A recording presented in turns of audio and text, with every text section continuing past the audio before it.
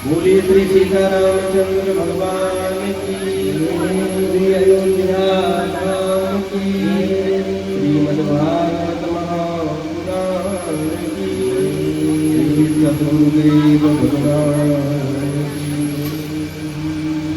आइए भगवान के दिव्य गुण पावन गौरव गाथा का गायन श्रोताओं भक्ति करें।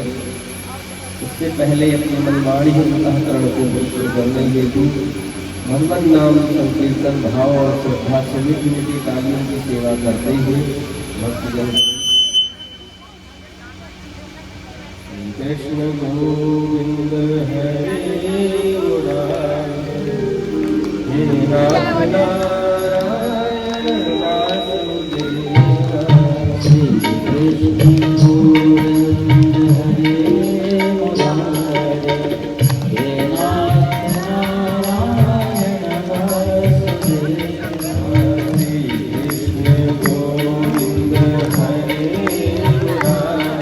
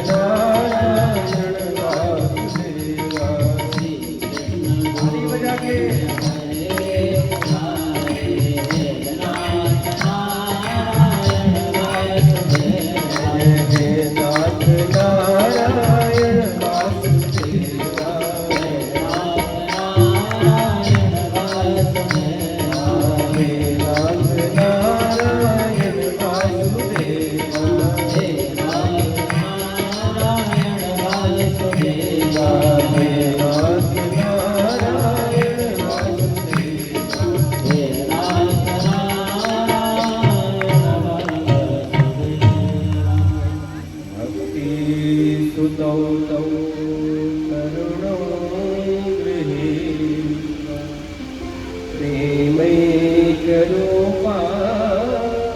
सहसा विराजि श्री कृष्ण गोविंद हरे मुरारे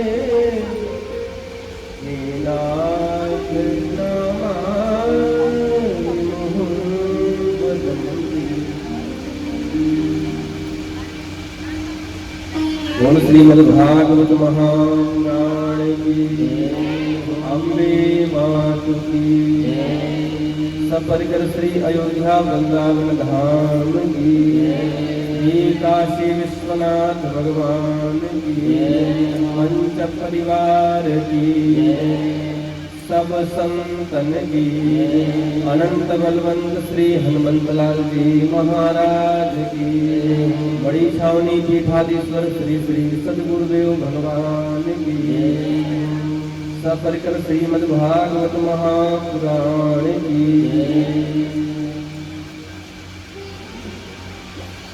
अनंत कोटि ब्रह्मांड नायक सर्वेश्वर तात्पर परमेश्वर ब्रह्म नंदू दया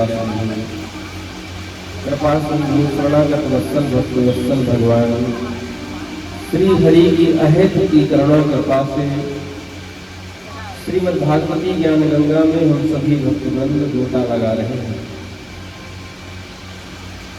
परम मंगल में श्रीमद् भागवत महापुराण के पावन संदर्भ में द्वितीय दिवस में हम लोग प्रवेश करने जा रहे हैं।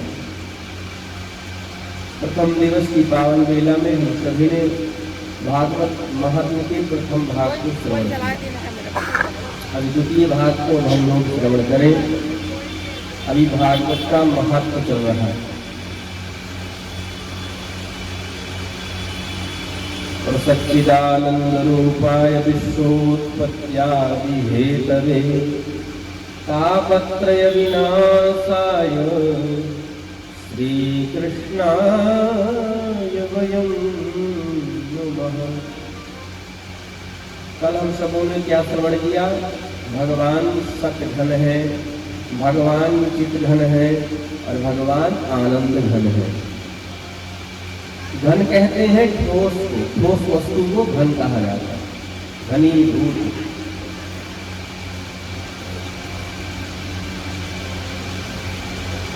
ठोस वस्तु, कठोर वस्तु में कोई वस्तु प्रवेश जल्दी नहीं हो पाता। भगवान सत्य के घन है। सत्य के घन का मतलब जिसमें असत्य का प्रवेश नहीं है, ऐसे भगवान है। सज्जनों माताओं, भगवान में असत्य का प्रवेश नहीं है। भगवान सत्य का स्वरूप है। हमारे आपकी भागवत कथा श्रवण करने का फल क्या है? सत्य के मार्ग पर हम चलने लगे, सत्य को अपने जीवन का आभूषण बनाए, सत्य बोले, सत्य बोले, सत्य पर चले।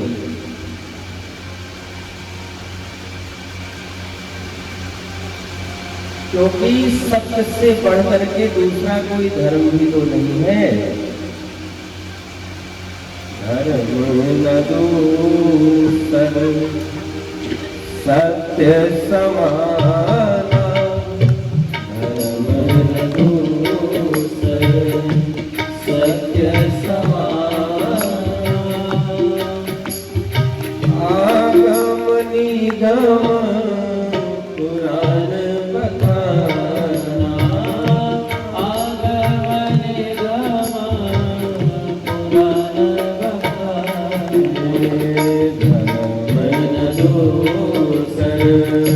सत्य समाना, सत्य समाना। आगम निगम पुराण बखाना, आगम निगम पुराण बखाना। धर्म न दूसर सत्य समाना, सत्य से बढ़कर के दूसर धर्म न, दूसरा धर्म नहीं। भगवान में असत का प्रवेश नहीं है। एक महात्मा तो कहते हैं, सत कहिए जो बिन से नाही, चित चैतन्य सकल घट माही। सत्य क्या है? जिसका विनाश कभी ना हो वो सत्य है। भगवान सत्य है। भगवान त्रिकाला बाधित सत्य है, जिनका आदि भी सत्य है, जिनका मध्य भी सत्य है और जिनका अंत भी सत्य है, वे भगवान सत्य स्वरूप है। इसलिए भगवान को हम सत्य नारायण कहते हैं। क्यों? नारायण ही एक सत्य है। और जो कुछ है आज है, कल का कोई भरोसा नहीं। तो भगवान सत्य है।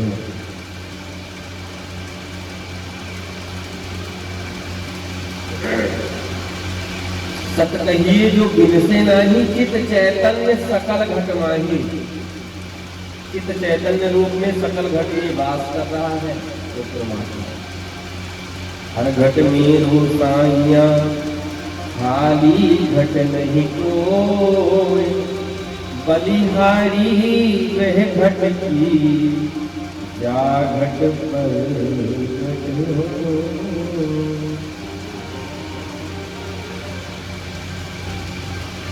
और आनंद घट घट करे आनंदा, ताको नाम सच्चिदानंद। आनंद रूप में भी घट घट में वही वास कर रहा है। अपने राम ने कल आपसे निवेदन किया, हम सब हर वस्तु में आनंद ढूंढते हैं।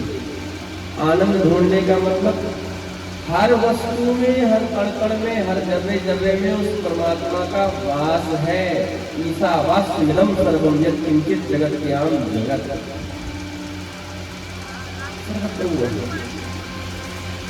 भक्त प्रहलाद की निष्ठा ने खंभे से परमात्मा को प्रकट कर दिया। प्रहलाद देव की निष्ठा तो हो हम में, आप ऐसा विश्वास तो हो। देखो भगवान कहाँ? किसी जिज्ञासु ने पूछा, भगवान कहाँ है भगवान? कैसे बताया जाए? बोले भक्त की हाँ जहाँ हो जाए। भगवान से किसी ने पूछा, भगवान आप कहाँ? बोले भक्त की हाँ जहाँ हो जाकर वहां से मुझे प्रकट हो जाता है।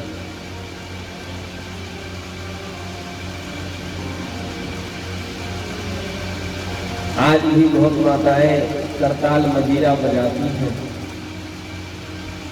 बहुत कवि अपनी बुद्धि, अपनी मेधा के अनुसार, अपनी वाणी के द्वारा भगवान के दिव्य गुणानुवाद गान करते हैं। किंतु वह सूरदास बाबा के जो पद है, जो उनका भाव है, सब में नहीं आ पाता। माताएं संकीर्तन करती हैं, पर मीरा मतवाली जैसी चाह नहीं।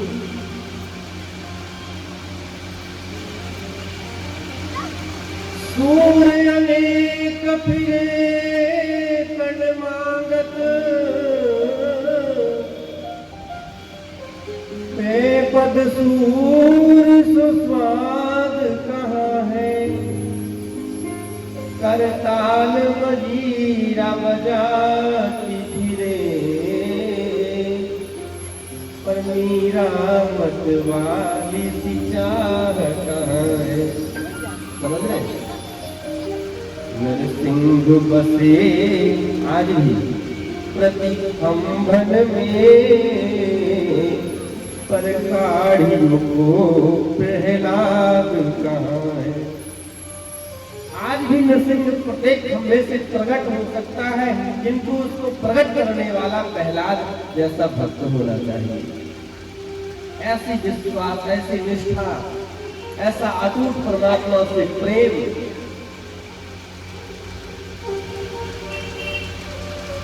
चाहे कांटों पर मुझे चलना हो, चाहे अग्नि में मुझे जलना हो, तो प्रेम तुम्हारे चरणों में मिलता है सच्चा सुख, केवल भगवान तुम्हारे चरण में कराते।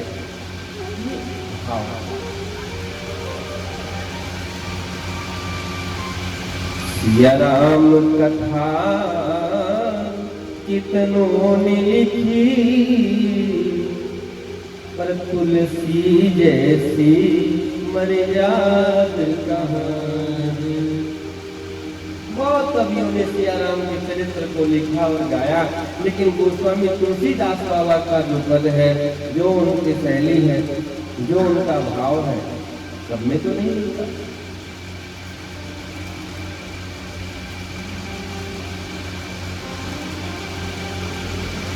तो ऐसी चाह विश्वोत्पत्त्यादि हेतु वो परमात्मा विश्व की उत्पत्ति करता है, पालन करता है, संग्रहण करता है। वही परमात्मा हम सबको बना रहे हैं, वही परमात्मा हमारा पालन करते हैं, वही परमात्मा समय आने पर हमारा संहार करते हैं। विश्वोत्पत्त्यादि हेतवे, विश्व की उत्पत्ति आदि के वही हेतु हैं। आदि हेतवे कह करके और चलती तापत्रय विनाशाय, उस परमात्मा के शरण में जाने से फायदा क्या होगा, लाभ क्या होगा, प्रॉफिट क्या होगा। बोले महाराज जो हमारे 3 प्रकार के ताप हैं और 3 ही प्रकार के पाप होते हैं। ताप कौन है? दैहिक, दैविक और भौतिक। देह के द्वारा, शरीर के द्वारा जो कोई ताप है, अथवा आंधी तूफान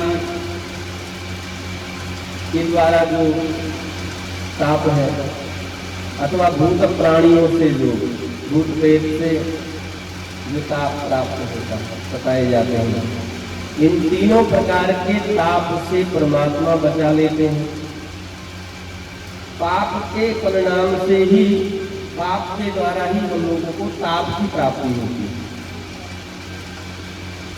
जो पाप नहीं करता उसे ताप नहीं मिलता है, इसलिए पाप से बचना चाहिए। पाप से जो बच जाता है, जो पाप नहीं करता वो ताप से बचता है, और जो पाप करता रहता है तो फिर ताप से बचता है। अच्छा, पाप कौन कौन से हैं? बोले मनसा, एक पाप होता है मन का पाप।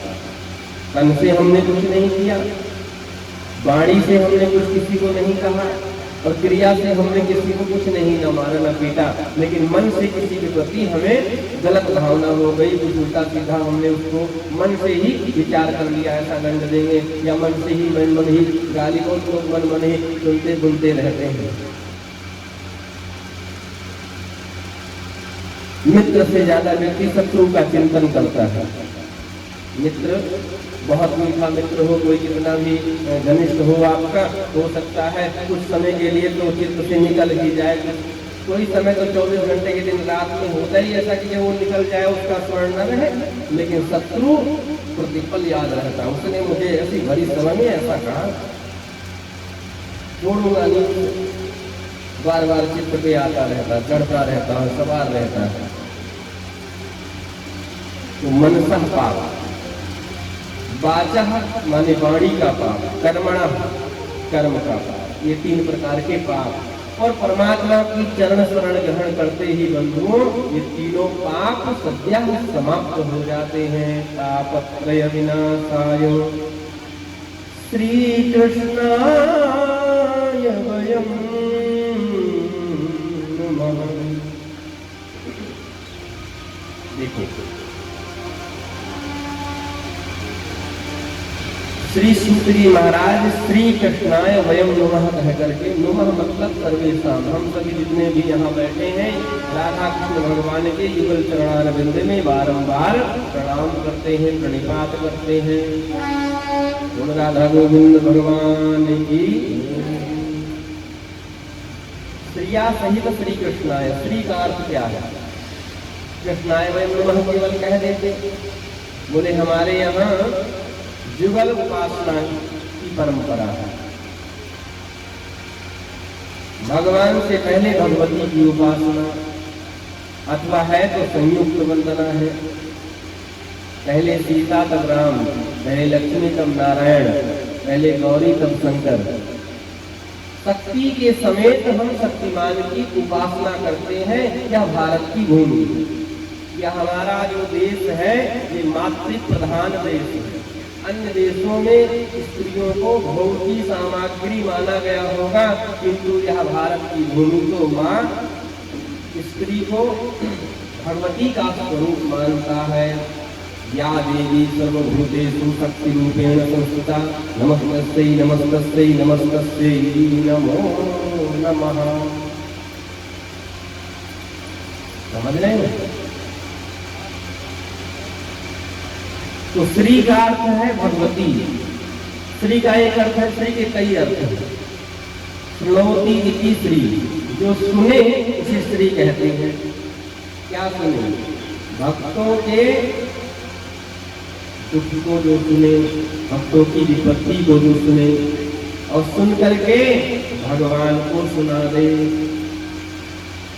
राधा रानी क्या करती हैं? भगवान की स्त्री क्या करती हैं? हम सबकी विपत्ति को सुन करके परमात्मा करती है तो हमारे दुख को दूर करते हैं। अथवा श्रावते स्त्री, यह स्त्री का भावपूर्ण अर्थ। तो स्त्रिया सहित श्री कृष्णाय वयम नमः। भगवान राधा कृष्ण के चरण कमलों में बारंबार प्रणिपात प्रणाम किया है। श्री सूत जी महाराज ने नैमिषारण्य की पावन भूमि पर सूत जी महाराज यह कथा सुना रहे हैं सज्जनों। और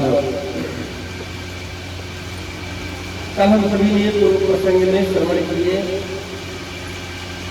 कि महाराज नारद जी भक्ति ज्ञान वैराग्य से संवाद करते हैं यमुना के तट पर। वृंदावन यमुना का तट बहुत ही पावन है। वृंदावन जैसी भूमि नहीं है। वृंदावन भक्ति की भूमि है। अयोध्या वैराग्य की भूमि है। बनारस काशी महाकाल की जो भूमि है वो ज्ञान की भूमि है। भूमि का अपना असर होता है। एक बार की बात है, यमुना के तट पर एक गोपी बैठ करके ध्यान कर रही थी। नारद जी महाराज पहुंच गए। नारद जी ने सोचा वृंदावन, और वृंदावन में यमुना का तट और वृंदावन की गोपी बैठ करके यहाँ पर योग साधना कर रही है, तो उल्टा योग है। अरे यहाँ तो महाराज कहीं आए इधर उधर ऐसे ही ढूंढता है, तो योग और साधना करने की क्या आवश्यकता? वे परब्रह्म ऐसे ही दर्शन दे देता है। उसका सरलीकरण इतना ब्रजमंडल में हुआ है, अन्यत्र नहीं उस परब्रह्म का। तो यमुना के तट पर ये गोपी योग क्यों कर रही है? नारद बाबा के मन में चित्त में ऐसा संशय हुआ। खड़े हो गए। एक बार की बात है, एक महात्मा ध्यान कर रहे थे, तो सामने से दो एक महात्मा आया। महाराज कहा कर रहे हो? बोले ध्यान कर रहे हैं, ब्रह्म को विचार कर रहे हैं।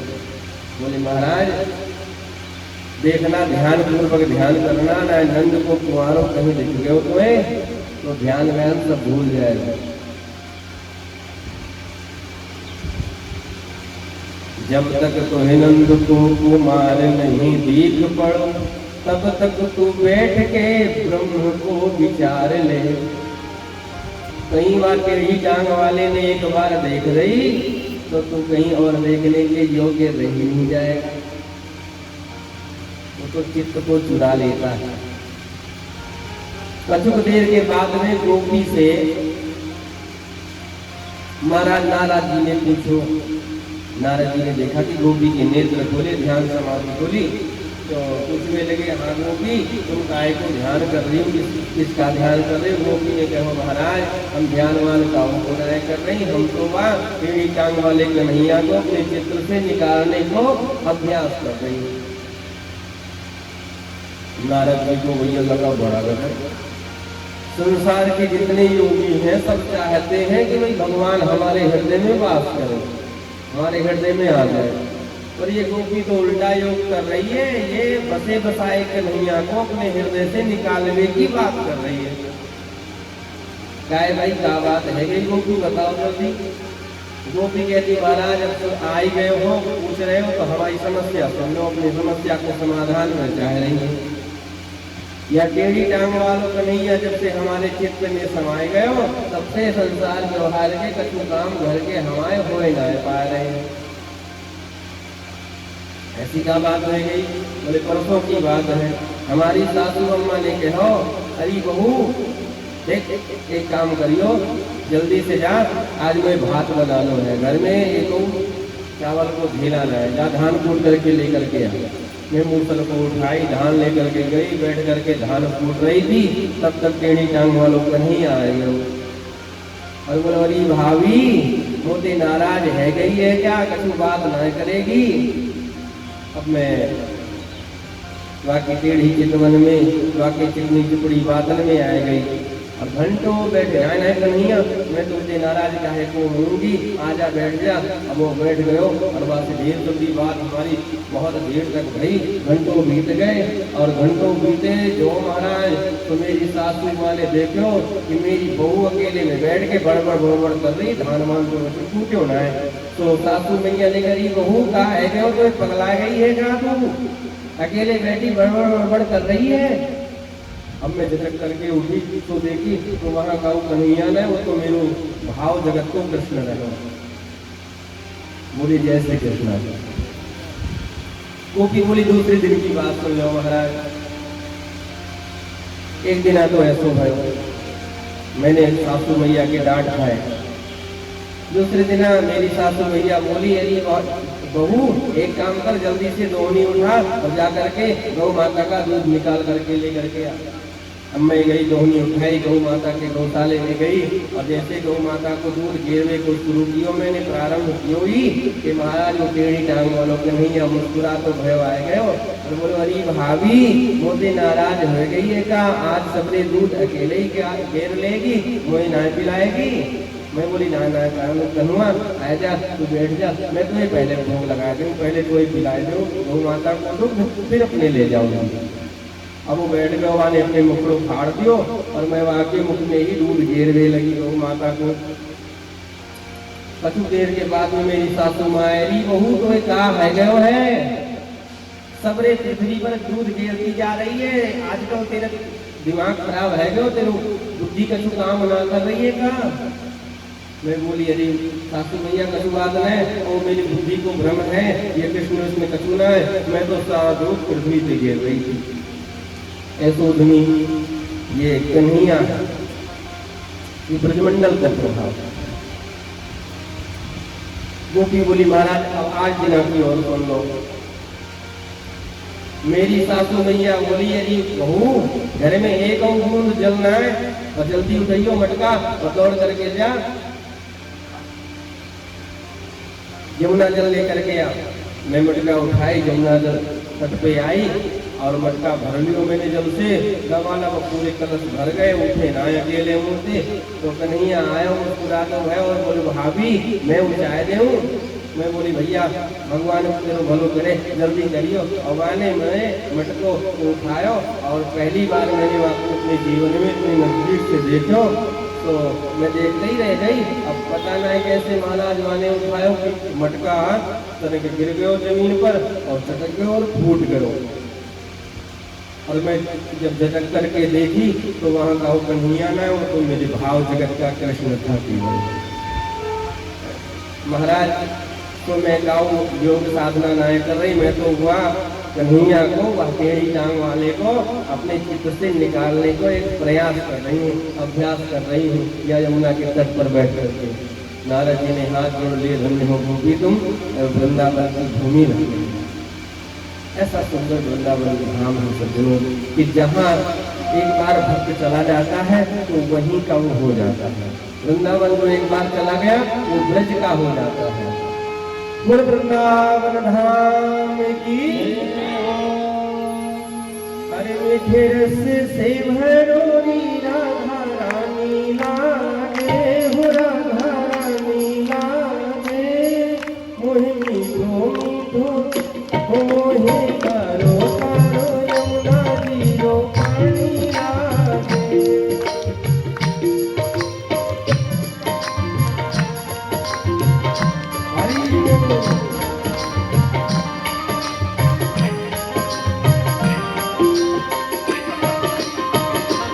मीठे रस से भरोनी राधा रानी लागे हो राधा रानी लागे मन कालो कालो यमुना तीरो पानी लागे मीठे रस से भरोनी राधा रानी लागे राधा रानी लागे मोहे कालो कालो यमुना तीरो पानी लागे।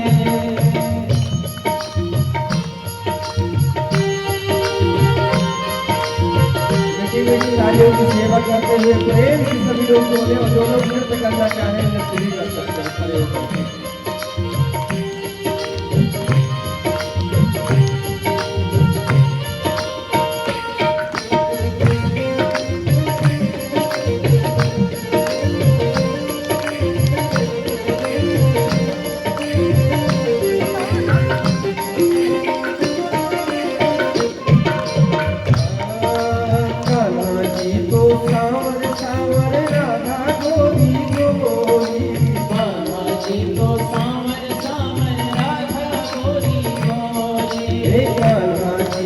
सावर सावर राधा गोरी गोरी बाबा जी तो सावर सावर राधा गोरी गोरी वृंदावन में धूम मचावे बरसाने की चोरी वृंदावन में धूम मचावे बरसाने की चोरी जे धाम राधा झूठी राजधानी लागे राजधानी लागे मीठो मीठो सरजू मीठो पानी लागे मोहे कालो कालो यमुना मीठो पानी लागे।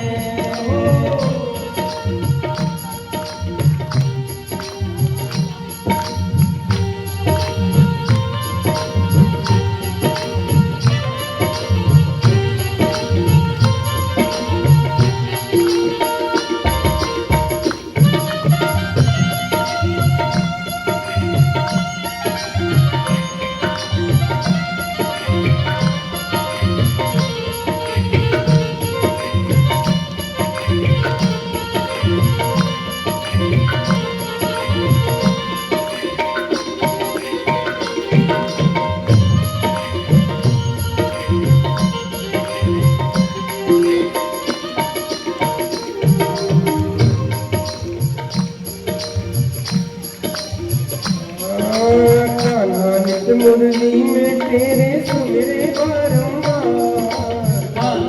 मुरली में तेरे सुमिरे बारंबार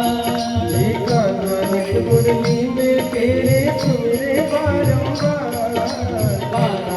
मुरली में तेरे सुमिरे बारंबार कोटि में रूप धरे मनमोहन काहुन पावे पार कोटि में रूप धरे मनमोहन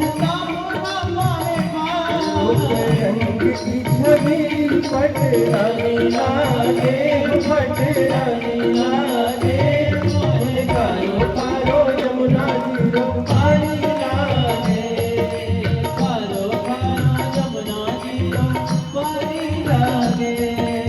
हरि बोल।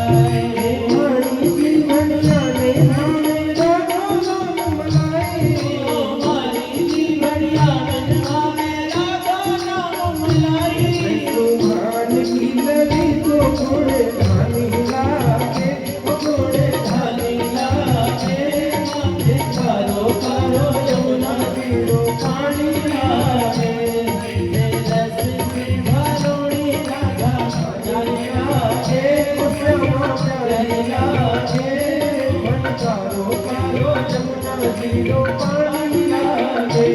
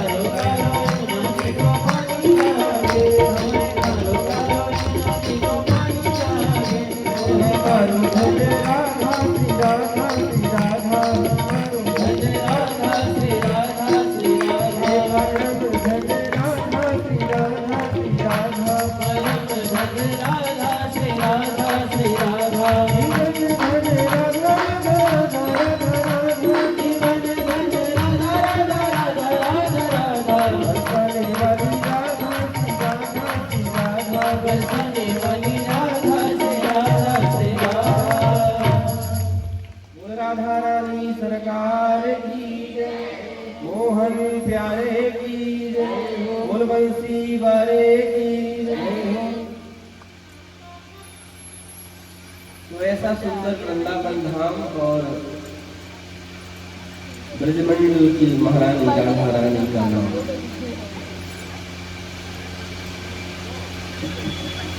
और ब्रज प्रदेश में नारद जी महाराज ने भक्ति ज्ञान वैराग्य का दर्शन किया। कलिकाल का प्रभाव है, ज्ञान वैराग्य सुख तक प्राया है।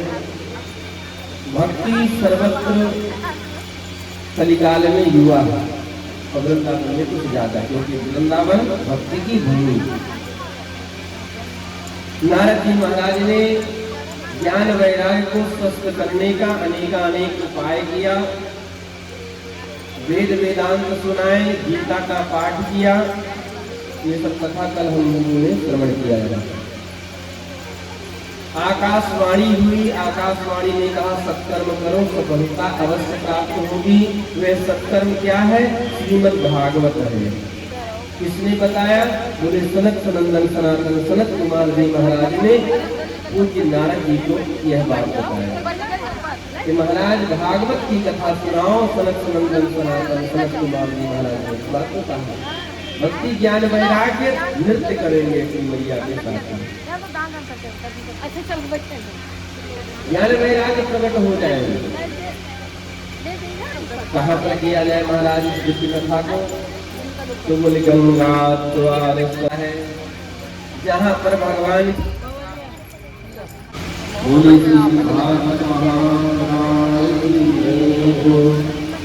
तो मैं निवेदन कर रहा था, गंगा द्वार समीपे तत्मा आनंद नामकम, आनंद नामक तट पर गंगा द्वार पर हरिद्वार में गंगा जी सुंदर बालुकम में भागवत की कथा हो रही है। कथा व्यास के रूप में व्यास की पीठ को सुशोभित कर रहे हैं महाराज श्री सनक सनंदन सनातन सनत कुमार जी महाराज और कथा आयोजक श्री नारद जी महाराज। पूरा गंगा का भूमि, गंगा का तट ऋषि महाऋषियों से भर गया। धीरे धीरे जैसे कथा होना प्रारंभ हुई, कौन कौन आया तो व्यास भाषा में हम लोग श्रवण करें। भृगुर वसिष्ठश्च वनश्च गौतमो मेधातिथिर्देवलदेवरातौ रामस्तथा गादिसुतश्च साकलो मृकण्डपुत्रात्रिजपित्पलादाः योगेश्वरो व्यासपराशरौ च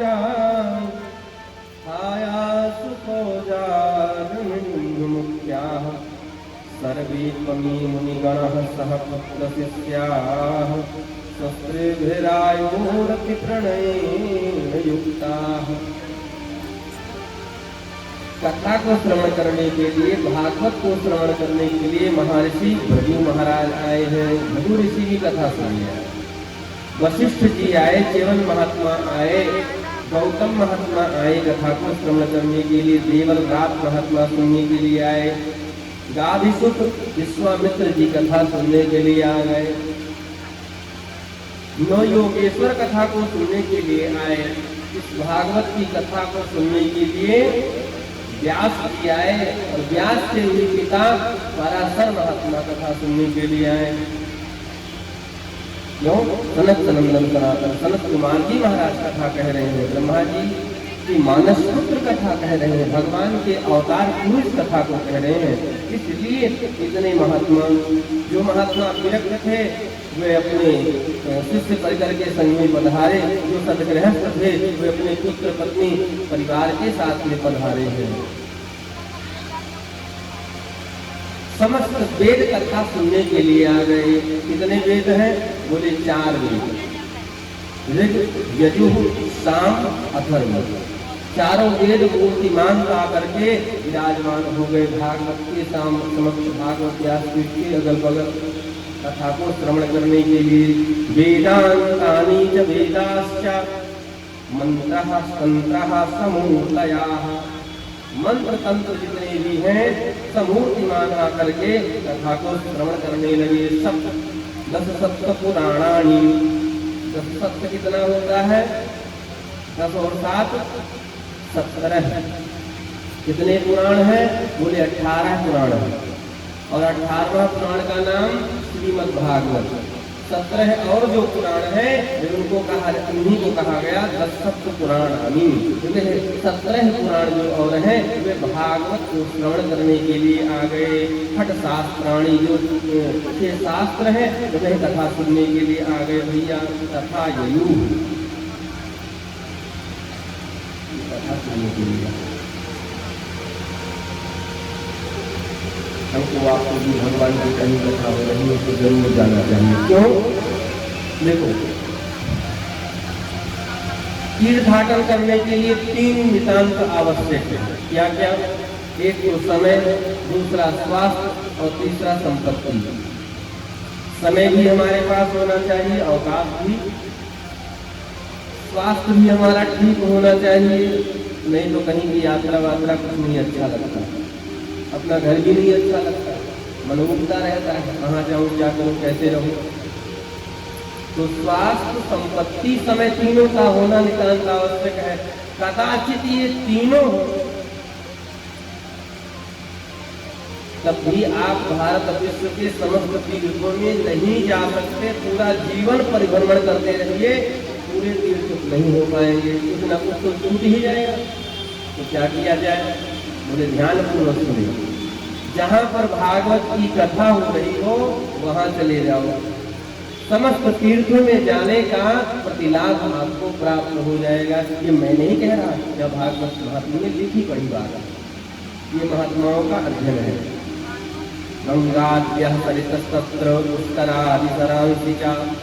गंगा आदि नदियां आ गई कथा को श्रवण करने के लिए। पुष्कर आदि तीर्थ आ गए, दिशाएं और समस्त क्षेत्र आ गए कथा को श्रवण करने के लिए। देव गंधर्व दानव कथा को श्रवण करने के लिए आए भैया।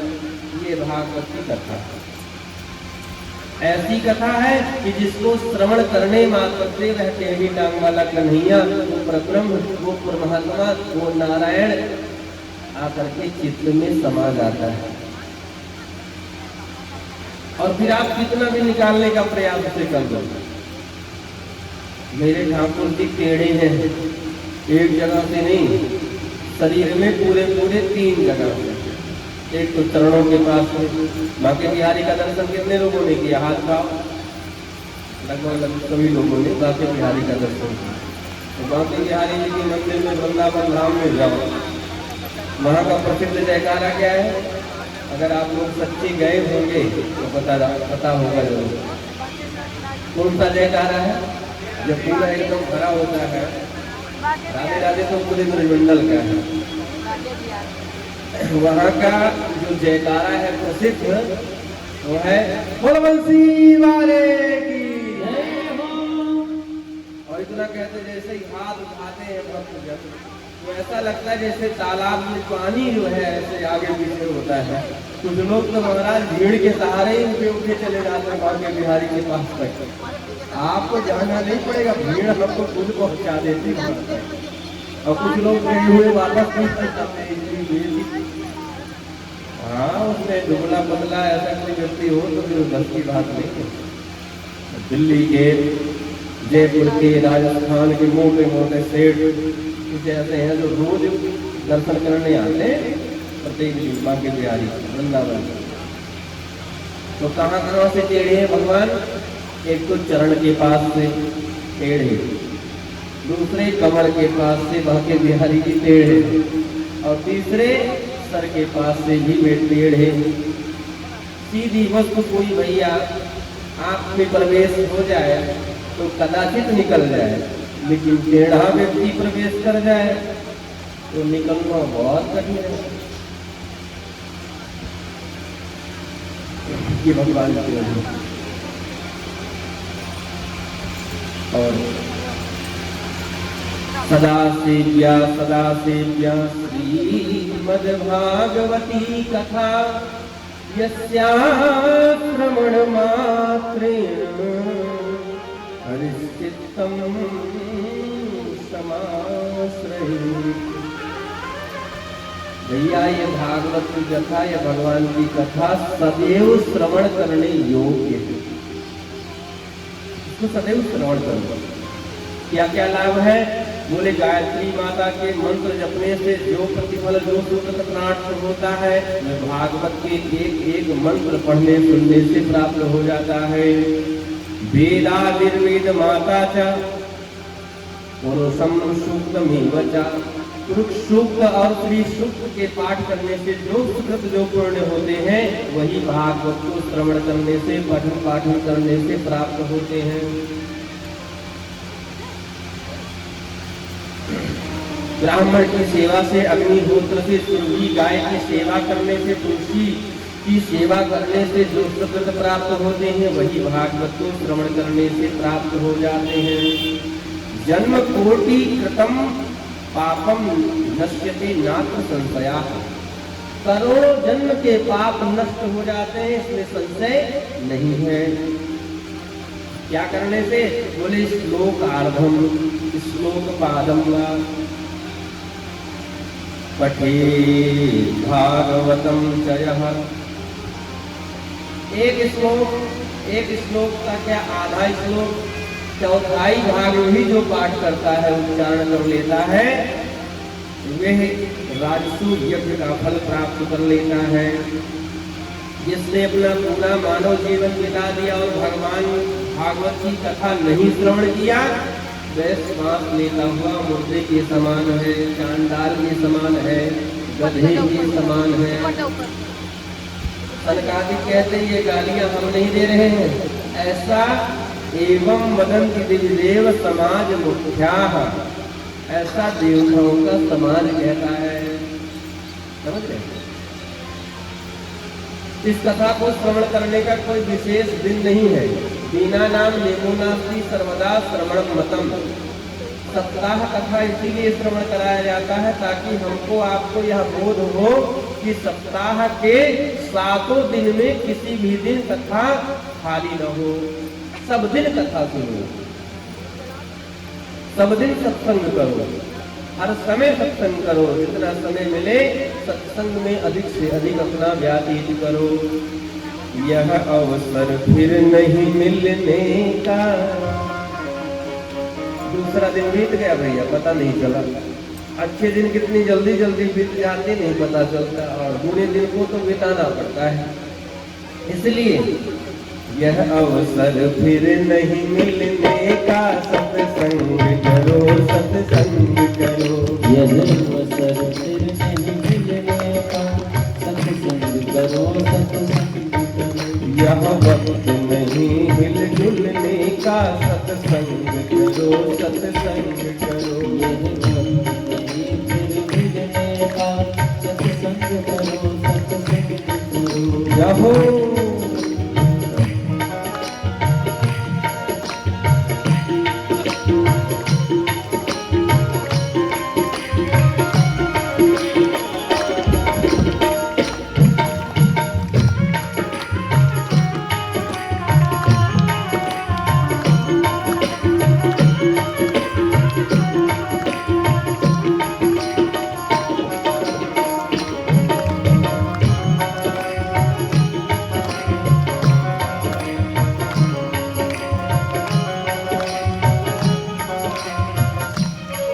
चाहे तन में अधिक बीमारी हो, प्रतिकूल चले नर नारी हो। चाहे तन में अधिक बीमारी हो, प्रतिकूल चले नर नारी हो।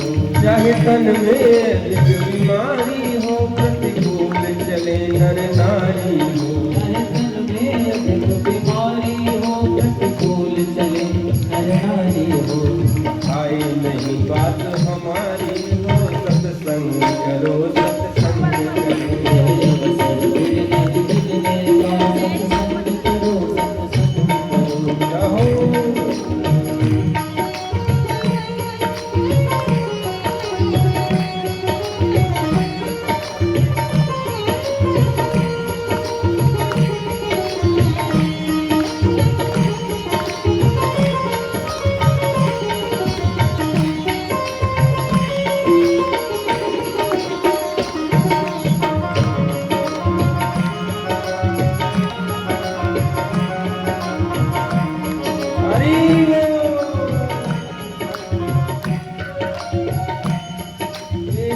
संपत्ति के अभिमानी कर लो अचवन बहते पानी। ये सुख संपत्ति के अभिमानी कर लो अचवन बहते पानी। ये सुख संपत्ति के अभिमानी कर लो अचवन बहते पानी।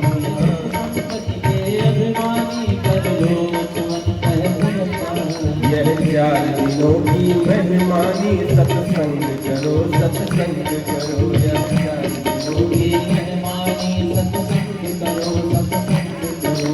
यह अवसर फिर नहीं मिलने का, सत्संग करो, सत्संग करो। ये अवसर फिर नहीं मिलने का, सत्संग करो, सत्संग करो। कौन कौन करे सत्संग? किसको किसको करना चाहिए? महापुरुष कहते हैं व्यवहार सीखना है जिसको, भव पार उतरना है जिसको। व्यवहार सीखना है जिसको, व्यापार सीखना है जिसको। व्यवहार सीखना है जिसको, व्यापार सीखना है जिसको। व्यवहार, जीवन में व्यवहार जो है सीखना है तब भी सत्संग करो। और व्यापार सीखना है ना, व्यापार करना है तब भी सत्संग करो। व्यवहार सीखना है जिसको, व्यापार सीखना है जिसको। व्यवहार सीखना है जिसको, व्यापार सीखना है जिसको। भव पार उतरना है जिसको, सत्संग करो, सत्संग करो। भव पार उतरना है जिसको, सत्संग करो, सत्संग करो। यह अवसर फिर नहीं मिलने का, सत्संग करो, सत्संग करो। यह अवसर फिर नहीं मिलने का,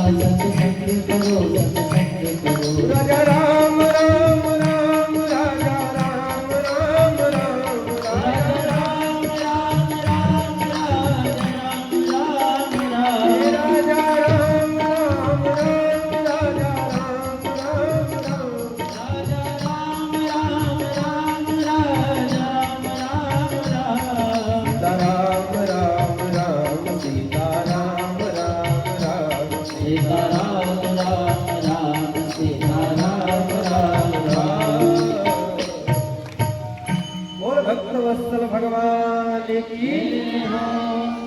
हर दिन सत्संग करो, हर समय हर पल, जितना समय मिले सत्संग में अधिक से अधिक समय हमारा आपका व्यतीत हो।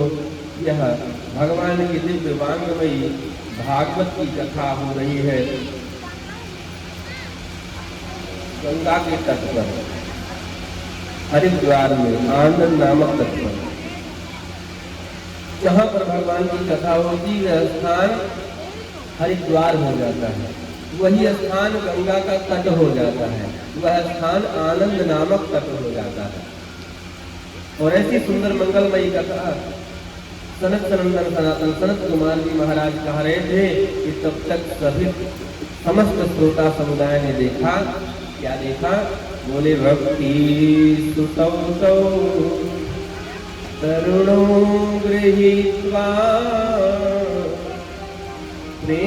प्रेमैकरूपा सहसा विनाशी। श्री कृष्ण गोविंद हरे मुरारे नाथेति नामानि वदन्ति। एक स्त्री और दो पुरुष प्रकट हो गए श्रोता समुदाय के बीचों बीच, और जैसे ही संकीर्तन हुआ भैया तो ताता भैया करके नृत्य करने लगे। समस्त श्रोता समुदाय ने देखा, संतों ने देखा तो आपस में तर्क कुतर्क करने लगे और विचार करने लगे, समाधान एक दूसरे से करने लगे कि भाई ये कथम प्रविष्टा कथमागतेयं मध्ये मुनिनामिति तर्कयन्ताः। ये देवी कौन है, ये दोनों पुरुष कौन है? कथम प्रविष्टा कथमागतेयं मध्य मुनि नाम इति तर्कयन्तः। मुनियों के मध्य, श्रोताओं के मध्य एक दूसरे में यह तर्क वितर्क होने लगा कि ये कथा तो शांति का वातावरण है, और आखिर यहाँ ये कौन देवी है जो नृत्य करने लगी। और सबके तरफ श्रोताओं की तरफ दृष्टि गई सनत सनंदन सनातन सनत कुमार जी महाराज की तथा व्यास की। उन्होंने कहा महाराज आप लोग व्यथित न हो, आप लोग जगचित न हो, आप लोग परेशान न हो। ये भगवान की कथा से प्रकट होने वाली भगवान की प्राण वल्लभा भक्ति देवी है, और ये भक्ति के पुत्र ज्ञान वैराग्य है। ये कोई साधारण स्त्री पुरुष नहीं है, ये कोई साधारण पुत्र बेटे और मां नहीं है। जहाँ भी भगवान की कथा होती है, सचमुच भगवान की अगर कथा भागवत की हुई है, भागवत के मंत्रों का गायन और व्याख्यान हुआ है, तो वहाँ भक्ति ज्ञान वैराग्य प्रकट जरूर होते हैं। ये आध्यात्मिक भाव आप लोग दर्शन करें, ये कोई स्त्री पुरुष की बात नहीं। यहाँ भक्ति ज्ञान वैराग्य नाम भगवान की भक्ति है, और ज्ञान वैराग्य भगवान के अंश। माँ का मातृत्व तभी पूर्ण होता है जब वह पुत्रवती है, और पुत्रवती भी कैसी? पुत्रवती जुवती जग सोई, पुत्रवती जुवती जग सोई, पुत्रवती जुवती जग सोई, पुत्रवती जुवती जग सोई। रघुपति भगत जासु सुत होई, रघुपति भगत जासु सुत होई, रघुपति भगत जासु सुत होई, रघुपति भगत रघुपति भगत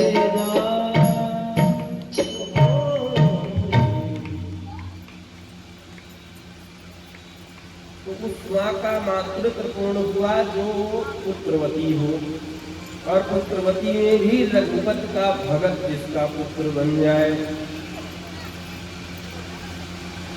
जिस माँ का बेटा भगवान का भक्त बन जाए वह माँ धन्यवाद देने की पात्र है।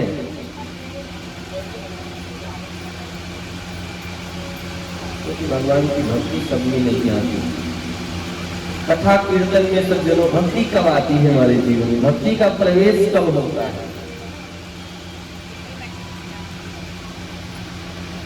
जानते हैं, जब सब सौभाग्य से हम सब कथा कीर्तन में जाकर के कभी बैठते हैं, हमारे जीवन में ऐसा अवसर आता है कि हमें भागवत श्रवण करने का सब सौभाग्य प्राप्त हो,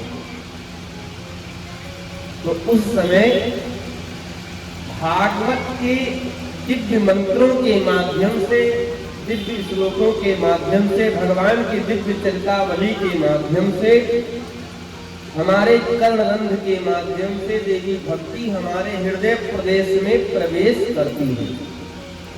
अब ध्यान पूर्वक सुनिए, देवी भक्ति हमारे हृदय प्रदेश में प्रवेश तो करती है, किंतु भक्ति का आसन क्या है? बोले भक्ति का आसन है दैन्य, जिसमें दैन्यता है, सरलता है, सहजता है, विनम्रता है, उसके भीतर भक्ति विराजमान हो जाती है। भक्ति और भगवान झांक करके हृदय को पहले देखते, जब देखते हैं कि महाराज काम क्रोध लोभ मोह मद मात्सर्य, तो फिर जान जाते हैं हाउसफुल भरा हुआ है, यहाँ रहने की जगह नहीं। हम आप भी किसी प्रदेश में, किसी धाम में, किसी तीर्थ में जब जाते हैं तो धर्मशाला बुक कराते हैं, होटल बुक कराते हैं, कमरे लेते हैं, तो हम स्वच्छता पवित्रता देखते हैं, सफाई कितनी है। और मेला कचैला स्थान पर तो नहीं रहेंगे, कचड़े जहाँ पड़े हों वहाँ नहीं रहेंगे, तो जब हम नहीं रहेंगे वहाँ तो भगवान कैसे रह सकते हैं? किसी क्षेत्र परिक्षेत्र में, किसी जिला जनपद में, किसी नगर में मुख्यमंत्री प्रधानमंत्री का आगमन होना हो तो महीनों पहले से जितने भी कर्मचारी हैं सब सावधान हो जाते हैं, पूरी साफ सफाई, पूरी रोडें एकदम मतलब चमका दिया जाता है। इस मार्ग से महाराज तो प्रधानमंत्री जी का प्रवेश होगा और रिस्क लेना ठीक नहीं है। पूरी साफ सफाई पूरा एकदम कंप्लीट बहुत ढंग से बहुत व्यवस्थित करते हैं, इसलिए कि प्रधानमंत्री जी का, मुख्यमंत्री जी का इधर से दौड़ा है, इधर से आकर इधर से जाएंगे। और पूरे ब्रह्मांड के प्रधानमंत्री अनंतानंत कोटि ब्रह्मांड नायक सर्वेश्वर प्रातरेश्वर परब्रह्म दीन बंधु दया सिंधु कृपा सिंधु शरणागत वत्सल भक्त वत्सल राजराजेश्वर सर्वेश्वर जगदीश्वर अयोध्यानाथ सरकार श्री वृंदावन भाग्य बिहारी सरकार जिसके हृदय प्रदेश में प्रवेश करने जा रहे हो, तो हृदय पावन तो होना ही चाहिए, इसमें निर्मलता तो होनी ही चाहिए। सकल भुवन मध्ये निर्धना धन्या निवसति हृदय भक्ति रेता हरिरपि निज लोकम सर्वथा तो विहाय प्रविशति हृदय तेषां भक्ति सूत्रोपलब्धाः। भक्ति के सूत्र में परमात्मा बंध जाते हैं। इस त्रिभुवन में वही धन्यवाद देने योग्य जीव है, पात्र है, जिसके हृदय में भगवान की भक्ति विराजमान है।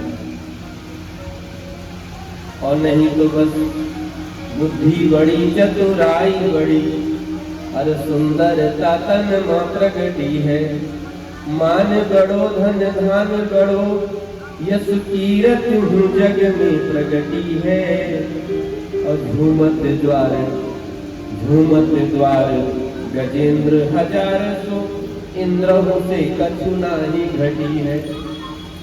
हजार गजेंद्र गज माने हाथी उसके दरवाजे पे बंधे हो, ऐसा वैभवशाली कोई व्यक्ति हो, कोई व्यक्तित्व हो, बहुत बड़ा बुद्धिमान, बुद्धि बड़ी चतुराई बड़ी सुंदरता तनमा प्रगटी है, मान बड़ो धनधान बड़ो यश कीरत जग में प्रगटी है।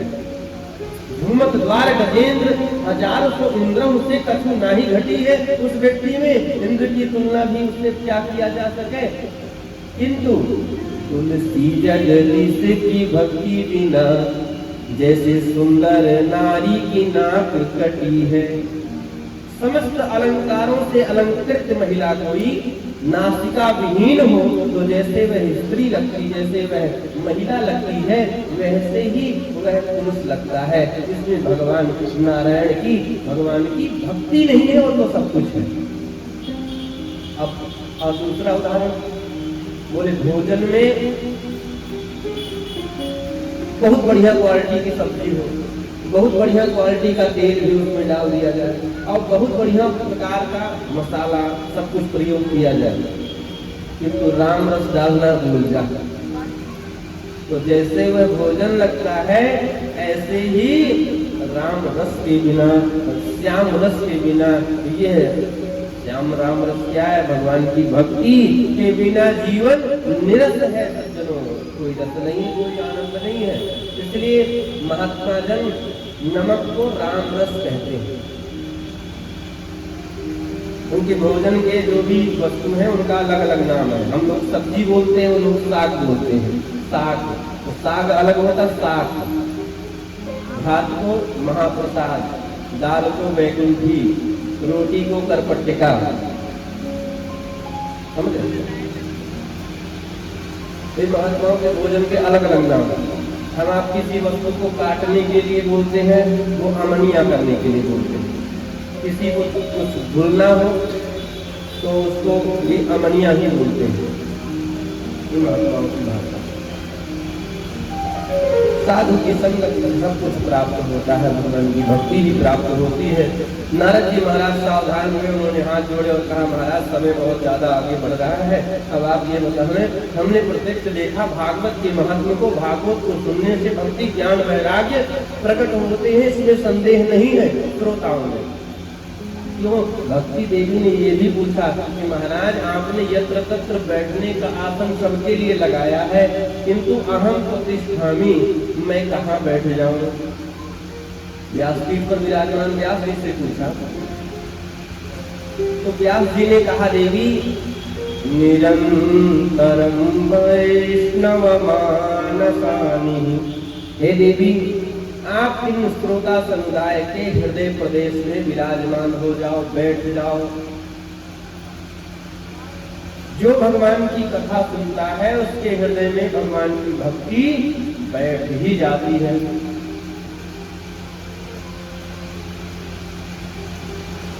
संसार क्या है? कुछ करना था, कुछ रखना है, कुछ डरना है, ये भूल जाना ही वैराग्य है। भगवान की भक्ति में बहुत बड़ी शक्ति है, यही सच्चा ज्ञान है। कथा सुनते समय आप भगवान के संकीर्तन में, भगवान की कथा में पूर्णतः डूब जाते हो, अथवा आपके जीवन में बदलाव आ जाता है, परिवर्तन हो जाता है। आप रोज 10-11 बजे या दिन में कभी भी स्नान करते थे या दूसरे चौथे स्नान करते थे, आप प्रातः काल जल्दी उठने लगे, स्नान समय पर करने लगे, ईश्वर आराधना नहीं करते थे, आप करने लगे, ये भगवान की भक्ति है। और यह बदलाव जो सच्चे हृदय से, जो सच्चे मन से भगवान की कथा को सुनता है सज्जनों, उसके जीवन में आ जरूर जाता है। यही भक्ति ज्ञान वैराग्य का प्राकट्य है। नारद जी ने कहा, महाराज भक्ति ज्ञान वैराग्य जो प्रकट होते हैं ये मैंने देखा, अब आप बताएं क्या इस कथा को सुनने से पापियों के पाप का परिशोधन होता है? और कदाचित पापियों के पाप का परिशोधन होता है तो इस कथा को सुन करके कैसे कैसे पापी तर जाते हैं। कौन कौन तर जाता है बताने की कृपा करें। बोले महाराज कौन कौन तर जाता है यह प्रश्न ही न किया जाए। हम तो कहते हैं कि जिसने अपने पूरे जीवन में पाप ही किया, अनाचार ही किया, अत्याचार ही किया, दुराचार ही किया और पापाचार करते करते पाप प्राणी अपने प्राण को छोड़ जाए। हे मानवः पापकृतस्तु सर्वदा सदा दुराचाररता विमानगाः क्रोधाभिदग्धाः कुटिलाश्च कामिनाः सप्ताहयज्ञेन कलौ पुनन्ति ते ये मानवम, ये मानव माने हम मानव, पाप कृतस्तु सर्वदा, सर्वदा पाप करने वाला, सदाचार पर न चलने वाला, अपितु दुराचार दुर्मार्गगामी, क्रोध की अग्नि में दिन रात जलने वाला, कुटिल अत्यंत कामी व्यक्ति यदि सप्ताह यज्ञ का आश्रय ले ले तो सप्ताह कथा को 7 दिन तक नियम पूर्वक श्रवण कर ले तो वह परम पावन हो जाता है। और बोले पाप करते करते महाराज कहीं मर जाए, भूत प्रेत योनि को प्राप्त हो जाए और उसके निमित्त कोई भगवान की कथा करवा दे तब भी वह परम पावन हो जाता है। नारद जी मुस्कुराए, हाथ जोड़े, महाराज क्या बात कर रहे हो, जीते जी सुन ले कथा और तर जाए ये बात तो समझ में आती है, किंतु मर जाए, भूत प्रेत योनि को प्राप्त हो जाए और फिर कथा को सुने तो परम पावन हो जाए, ये बात तो चित्त से उतरती नहीं है। ऐसा कोई प्रमाण है क्या? महात्मा बिना प्रमाण के कोई बात नहीं करते। संतों ने कहा, व्यास ने कहा, महाराज हाँ ऐसा प्रमाण है। और बहुत ही सुंदर एक इतिहास सुनाया, अत्र ते तीर्थस्याम इतिहासं पुरातनम यस्य श्रवण मात्रेण पापहानि प्रजायते। ये इतना परम पावन इतिहास है संतों, सज्जनों, ऋषियों, बंधुओं कि जिसको श्रवण करने मात्र से पापियों का पाप परिशोधन होता है।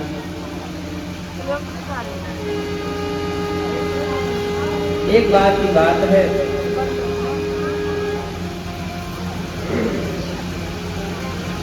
भद्रशिला नदी के तट के किनारे उत्तमपुर नाम का ग्राम था। एक विप्र देवता उस ग्राम में रहते थे जिनका नाम पंडित आत्मदेव। बहुत ही महान विद्वान, द्वितीय भास्कर के समान दिव्य तेजवान, समस्त जीविका ब्राह्मण वृत्ति से ही चलाते थे। ऐसे कुशल ब्राह्मण, समस्त शास्त्र निष्णात विद्वान थे, सकल शास्त्र निष्णात विद्वान थे। पहले के जमाने में एक ही ब्राह्मण समस्त विषयों से आचार्य होते थे। ज्योतिष से भी कुछ पूछना हो तो वो उसका भी अच्छा ज्ञान रखते थे, वेद में प्रवीण होते थे, शास्त्र में किसी भी शास्त्र की चर्चा सुन लो, पुराणों में किसी भी पुराण की कथा उनसे श्रवण कर लो, इतने मेधावी हुआ करते थे लोग। किंतु अब अलग अलग एक एक विषय के आचार्य होते हैं। सब में प्रायः प्रवेश लोगों का नहीं हो पाता। कोई ज्योतिषाचार्य है तो कोई वेदाचार्य है तो कोई पुराणाचार्य है, सबके अलग अलग प्रवेश। ब्राह्मण देवता बड़े विद्वान, किंतु धर्म पत्नी ठीक इनकी विपरीत, उल्टा। उल्टा क्या? बोले लोक वार्ता रत्रा पूरा प्रायसो बहुजल टीका सूराचा गृह कृतेषु कृपणा कलह प्रिया। लोक वार्ता नहीं करना चाहिए, धुंधली करती थी। ऐसी इधर की उधर की चुगली, इधर की उधर की बात करती महाराज की जब तक 2-4 लोगों को लाठीचार्ज न करवा दे तब तक उसे भोजन ही हजम नहीं होता था। ऐसे विचित्र स्वभाव। सूराचा गृह कृत्येषु कृपणाः कलह प्रिया, अत्यंत कृपण ब्राह्मणी और कलह प्रिय। स्त्री हो या पुरुष हो, कई बार लोगों को कलह बहुत प्रिय होता है, कलह प्रिय नहीं होना चाहिए। किंतु ब्राह्मण देवता इतने विद्वान, इतने सरल सहज, ऐसी धर्मपत्नी के साथ भी अपना जीवन यापन कर रहे थे। क्या कोई रास्ता और नहीं? जीवन गृहस्थ की गाड़ी बढ़िया चले इसके लिए जान लो, समझ लो कि गाड़ी के दो चक्का है, स्त्री और पुरुष, दोनों में मेल बहुत अच्छा होना चाहिए।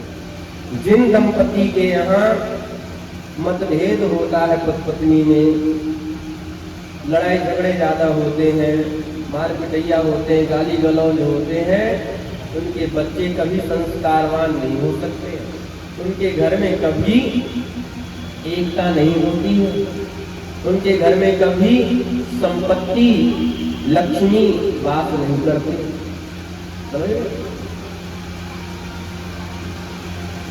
जहाँ सुमति तहाँ संपत्ति नाना, जहाँ सुमति तहाँ संपत्ति नाना, जहाँ सुमति तहाँ संपत्ति नाना, जहाँ सुमति तहाँ संपत्ति नाना, जहाँ सुमति तहाँ विपद निधाना, जहाँ सुमति तहाँ विपद निधाना, जहाँ सुमति तहाँ विपद निधाना। जहाँ सुमति, जिस घर में जहाँ पर सुमति होती है, सुमति का मतलब क्या? सुंदर मति, सु माने सुंदर और मति माने बुद्धि। जहाँ पर सुंदर बुद्धि होती है, सभी व्यक्तियों की, सभी सदस्यों की, सभी माताओं की, सभी बहनों की, सभी भाइयों की, सभी सज्जनों की, सभी बालकों की, सभी बूढ़े बुजुर्गों की बुद्धि सुंदर होती है, वहाँ नाना प्रकार की सुमति होती है, वहाँ नाना प्रकार का वैभव होता है। घर क्या है? एक बैंक है। परिवार क्या है? एक बैंक है। निकालना हर लोग चाहे, जमा कोई करने न चाहे, तो बैंक कब तक चलेगा? बैंक में हम जमा करेंगे तभी तो निकाल सकते हैं। गृहस्थ में सबका सहयोग होना चाहिए। आजकल के बच्चे, बेटे बहनें बेटियां बड़ी हो जाती हैं, माता पिता का गृहस्थ में सहयोग नहीं करते। राजा राम के चरित्र से सीखो कि गृहस्थ जीवन में कैसे रहना चाहिए, संसार परिवार में कैसे रहना चाहिए, माता पिता के साथ में कैसा व्यवहार करो, ये राम से सीखो। भाइयों के साथ में हमारा कैसा व्यवहार हो, ये राम से सीखो। मित्रों के साथ में कैसा व्यवहार होना चाहिए, राम से सीखो। गुरु का सम्मान कैसे करना चाहिए, गुरु की पूजा कैसी करना चाहिए, गुरु के साथ कैसा व्यवहार करें, यह रामचरित्र से सीखो। यहाँ तक कहते हैं कि शत्रु से भी व्यवहार कैसा करना है, यह राम से सीखो। राम जैसा नगीना नहीं, वो सारे जग की बजरिया में। राम जैसा नगीना नहीं, सारे जग की बजरिया में। राम जैसा नगीना नहीं, सारे जग की बजरिया में। राम जैसा नगीना नहीं, सारे जग की बजरिया में। राम जैसा नगीना नहीं, सारे जग की बजरिया में। राम जैसा नगीना नहीं, सारे जग की बजरिया में। राम जैसा नगीना नहीं, सारे जग की बजरिया में। मणि जटाऊंगी, नील मणि जड़ाऊंगी, अपने मन की दरिया में। नील मणि जड़ाऊंगी,